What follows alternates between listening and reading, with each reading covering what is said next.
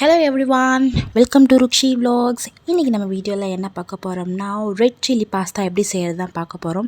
வாங்க நம்ம வீடியோக்குள்ளே போகலாம். நான் இந்த பவுலில் 2 கப் பாஸ்தா எடுத்திருக்கேன். ஒரு பெரிய வெங்காயம் சின்ன சின்னதாக வெட்டி எடுத்திருக்கேன். கேப்சிகம் ஒன்று வெட்டியிருக்கேன்.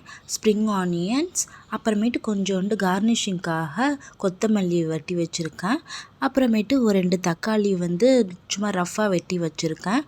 பட்டர், ஃப்ரெஷ் க்ரீம் எடுத்திருக்கேன். இப்போ கடாயில் தண்ணி ஊற்றிட்டு நான் 2 கப் பாஸ்தா எடுத்திருக்கேன். அதை இந்த தண்ணி கூட ஆட் பண்ணிக்கிறேன். ஆட் பண்ணிவிட்டு கூட ஒரு டேபிள் ஸ்பூன் எண்ணெய் விட்டுக்கோங்க. நம்ம எதுக்கு இது கூட எண்ணெய் ஆட் பண்ணுறோன்னா அப்போ தான் பாஸ்தா ஒட்டாமல் இருக்கும். அதனால தான் நம்ம எண்ணெய் ஆட் பண்ணுறோம்.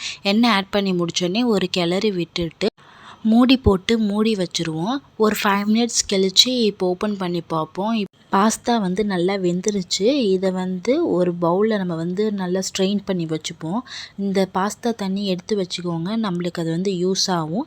இப்போ ஒரு மிக்ஸி ஜாரில் நம்ம ரஃப்பாக கட் பண்ணி வச்சுருக்கோம்ல தக்காளி, அதை இது கூட ஆட் பண்ணி நல்லா அரைச்சி எடுத்துக்கோங்க. ஒரு பேஸ்ட்டாக எடுத்து வச்சுக்கோங்க.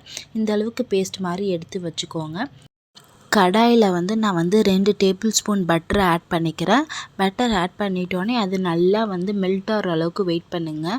மெல்ட் ஆனோடனே நம்ம கட் பண்ணி வச்சுருக்கோம்ல வெங்காயம், அதை இந்த பட்டர் கூட ஆட் பண்ணிக்கலாம். எல்லா வெங்காயத்தையும் ஆட் பண்ணி முடித்தோடனே நல்லா வதக்கிக்கோங்க. கோல்டன் ப்ரௌன் வர அளவுக்கு வதக்கிக்கோங்க. இது கூட நான் கொஞ்சோண்டு சால்ட்டை ஆட் பண்ணுறேன். அப்போ தான் இது சீக்கிரமாக வதங்கும். அதனால நான் சால்ட் ஆட் பண்ணிக்கிறேன். இப்போ வெங்காயம் நல்லா வதங்கிருச்சு. இப்போ இது கூட நம்ம வெட்டி வச்சுருக்கோம்ல குடமிளகா, அதை இது கூட ஆட் பண்ணிக்கலாம். ஆட் பண்ணிவிட்டு நல்லா வதக்கிக்கோங்க. ஓரளவுக்கு நல்லா வதங்கினதுக்கு அப்புறமேட்டு நம்ம அரைச்சி வச்சுருக்கோம்ல தக்காளி, அதை இது கூட ஆட் பண்ணிக்கலாம். ஆட் பண்ணிவிட்டு நல்லா வதக்கி விட்டுக்கோங்க. லோ ஃப்ளேமில் வச்சு இது கொஞ்சம் வதக்கிக்கோங்க. ஏன்னா தக்காளி ஊற்றுறதுனால நல்லா மேலே தெறிக்கும். அதனால் கொஞ்சம் லோ ஃப்ளேமில் வச்சு இது கொஞ்சம் நல்லா வதக்கிக்கோங்க. தக்காளியோட பச்சை ஸ்மெல் போகிற வரைக்கும் நல்லா வதக்கிக்கோங்க. பாருங்கள், இந்த ஸ்டேஜ் வர வரைக்கும் நல்லா வதக்கிக்கோங்க. நல்லா வதக்கினதுக்கு அப்புறமா இந்த ஸ்டேஜில் 1 டேபிள் ஸ்பூன் மிளகாத்தூள் ஆட் பண்ணிக்கலாம். ஆட் பண்ணிவிட்டு அது கூடவே பிளாக் பெப்பர் 2 ஸ்பூன் ஆட் பண்ணிக்கிட்டு நல்லா கிளறி விட்டுக்கோங்க.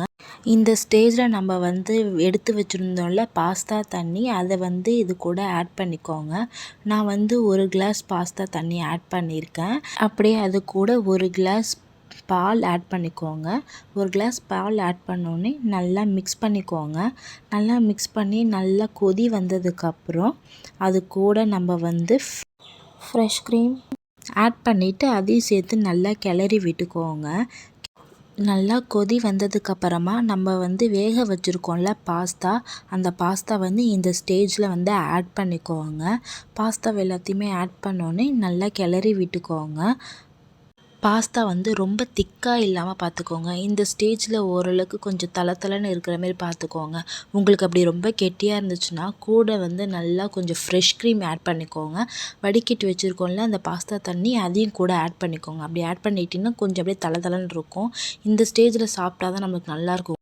இப்போ நம்மளோட ரெட் சில்லி பாஸ்தா ரெடி ஆகிடுச்சு. ஃபினிஷ் பண்ணுறதுக்காக நம்ம கட் பண்ணி வச்சுருக்கோம்ல ஸ்ப்ரிங் ஆனியன், கொத்தமல்லி, 2த்தையும் நம்ம ஆட் பண்ணிக்கலாம். ஆட் பண்ணி முடிச்சாச்சு. அவ்வளோதான், நம்மளோட ரெட் சில்லி பாஸ்தா ரெடி ஆயிடுச்சு. இதுதான் அதோட ஃபைனல் லுக். பாருங்கள், இது எப்படி இருக்குது, நல்லா இருக்குல்ல பார்க்குறதுக்கே. நீங்களும் ட்ரை பண்ணி பாருங்கள். உங்களுக்கு இந்த வீடியோ பிடிச்சிருந்துச்சுன்னா லைக் பண்ணுங்கள், சப்ஸ்கிரைப் பண்ணுங்கள், பக்கத்தில் இருக்க பெல் ஐக்கானையும் கிளிக் பண்ணுங்கள். தேங்க்யூ ஃபார் வாட்சிங். Have a good day. Tata, bye.